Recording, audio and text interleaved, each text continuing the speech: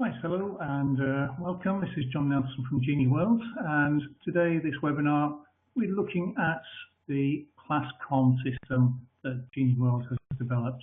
This is a student response system, and it's based on questions that pupils can answer using our Genie pads or IQ pads, or even virtual G pads with a bring your own device.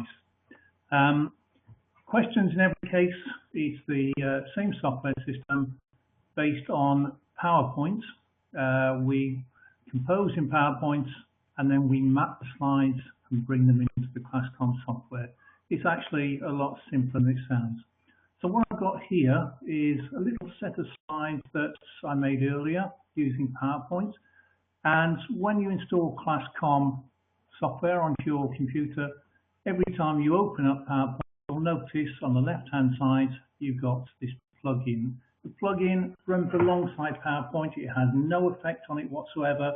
It runs in conjunction with it. So it's for mapping slides.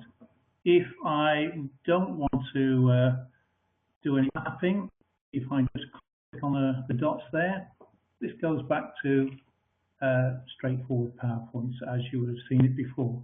Again, this is probably an older version now. It will run with any version of PowerPoint. So let's click on that little row of dots, and here is my mapping, and I've got a series of 6 slides. Now, if you look in the slide information section, you can see it's a slide type information. Every other box is grayed out. Again, just to show you, as I click down, they're all information. This is the default. It will automatically map it as an information. And for the first slide, this is the title, the introduction, so it is actually an information slide. So I don't need to do anything to that. Let's move on to slide 2. Now, the way I've written this, true or false, the ball is a sphere. So I'm going to ask the children, the pupils, a true or false question. So I go to slide type, drop down the window, and you can see in there a whole series of different question types. So information default, true, false, that's obviously the one we're going to be choosing. Yes, no, similar, but same thing, but different words. Multiple choice. Now this is where I can have a question which has up to 6, so from 2 up to 6 choices. And again, picking the right answer out. Multiple mark, again, I can have up to 6 items on my question. And this is where you say, pick out the healthy foods with this group of foods. So you might have 6 different foods on there.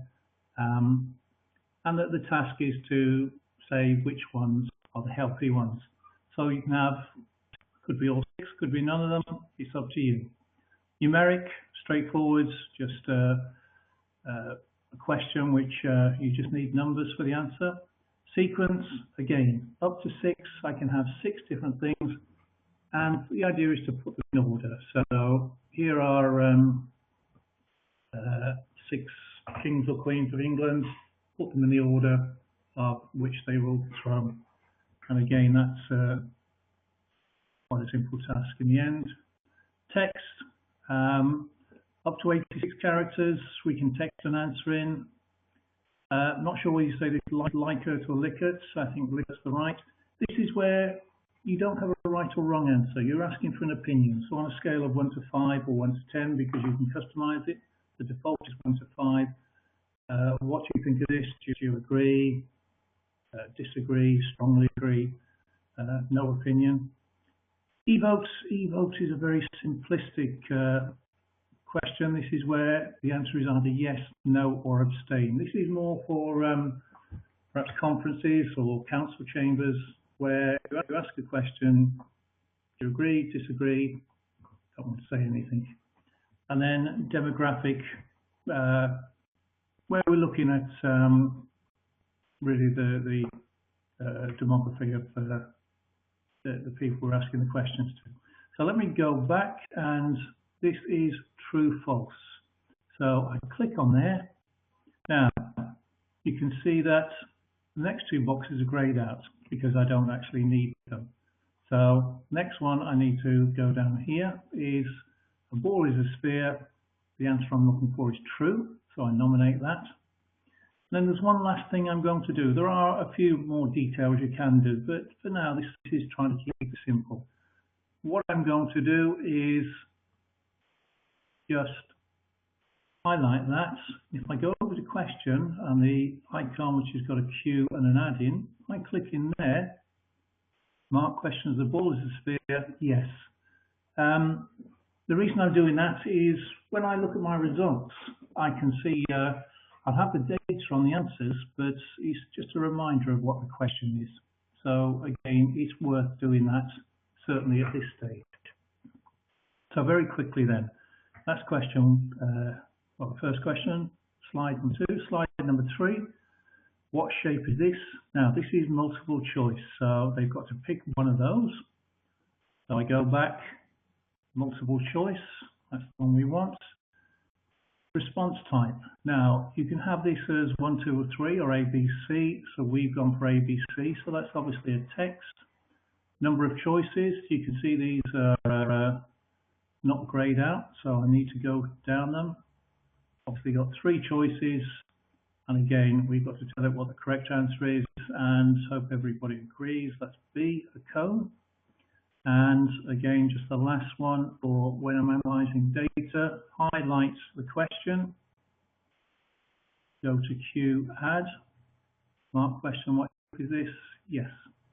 So again, that will be a reminder if I need to look at questions and analyze the results. Let's see, for ongoing assessments, whether the majority of the pupils understand what we've been trying to teach them. Just quickly moving on, slide 4.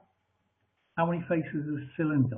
So what I'm looking for here is a numeric answer. So if I go back to my slide type, click on there, numeric. Next 2 boxes are grayed out. I don't really need to do anything. Simply, I need to put an answer in there. So we've got the top and the bottom, and the surface around the outside, the shape, the cylinder. So I make that 3. So I put 3 in there. That's the answer I'm looking for. And again, just last thing, highlight the question, add yes. So that one's done. See how quick this is once you get into the mode. And again, this is what shape is this? This is looking for a text answer. So I go down to text, and what I'm looking for is just that answer. So grayed out answer, and I hope that's a cuboid. And again, they've got to put that answer in exactly. Let me just highlight that. Add. Now the last one, I actually haven't put a question for this because just to shorten the process, I might decide that, let's say this is a sequence. So I might decide how many faces has each got, starting with the least. So if I do sequence, response type is going to be text. Number of choices, we've got 5 items there. And so if it was starting with the least space, then I'm looking for C, because that's only got 1. I think E would be next, and so on. So I can put those in the order that I would like to see the answers. I might want to change it. Let's change it to multiple mark. Response type is going to be text because I've labeled them A, B, C, D. Number of choices, it's still 5. And the question might be, which of these has got a curved surface on it? So again, the answers I'm looking for, A has, C has, E has. So they are, I need those to match up with the answer. So again, it's really up to you how you sort that question out, because you've got lots of choice. Right, okay, I am going to keep it at that, I think. I haven't got a question there. I could always type one in and transfer it, but just for the sake of speed, let's go back and let's save that. So click on save, and that should have gone into my documents where they usually go. So what I'm going to do now is I'm going to open up. Now, this is where we need to import that set of slides into the ClassComm system. First of all, I've got to decide if I click on the Resources tab where I want it to go. I can just put it in General Resources, or I can create a folder and start a folder, perhaps maths, numeracy work. But just for the moment, highlight Resources. And this is where I go to New Activity. And it's a PowerPoint activity. So New PowerPoint Activity, click on that, and I get this window opened up. All I need to do now is find where I put the map slides. So if I go to Browse, and it's gone straight to my documents because I must have used that last time. And if I look along, that was the one I called it 3D Shapes Demo PowerPoint. So if I click on that, that will now import it. You can see with the slides on. So I got 5 slides. First one was information, then I had true, false, multiple choice, numeric, text, multiple mark. These are the answers. Font time. Now, when I present these slides, I might set times on them. Now, I can set the same time for each, a bit like countdown, where I say, right, you've got 30 seconds, which is probably a long time for each question. I might say, well, it's a simple time. So what I'm going to do is individual times. Generally speaking, I just use the teacher's handsets to see when children finish responding. I don't normally time them, but that facility is there. So perhaps a hard question, I'll give 15 seconds, an easy question, 5 seconds. Marks, the default is 1 mark. Now, what I can do is weight these. So if there's a particularly difficult question, I might think, well, that's probably, they've had to work a bit harder, let's give them 3 or 5 marks, whatever I want, the choice is mine. And I can always come back and edit this. But for the moment, I'm going to keep it standard. Click on OK. Oops. Sorry, what I didn't do, let me just cancel that a second. What I didn't do was close the PowerPoint. So if I just click on there and close it, yes, I need to save the changes. Let me go back. So it's just a reminder of the process, really. So that hasn't worked out too badly. So it's new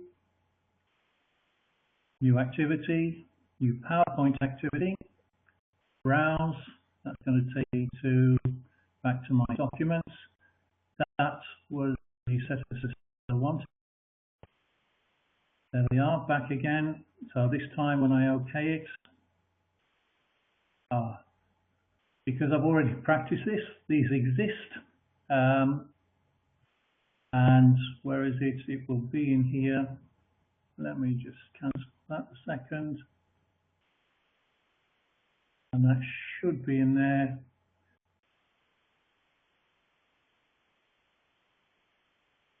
That's loading. There are the slides I made. So again, quite a simple process, and obviously I need to go into presentation to set those up, the audience for children and pupils to use. We'll do that in another webinar, but you can see it's quite a simple, straightforward process of turning any PowerPoint slides you've got into questions. Right, hope you get on okay with that, so thank you very much indeed.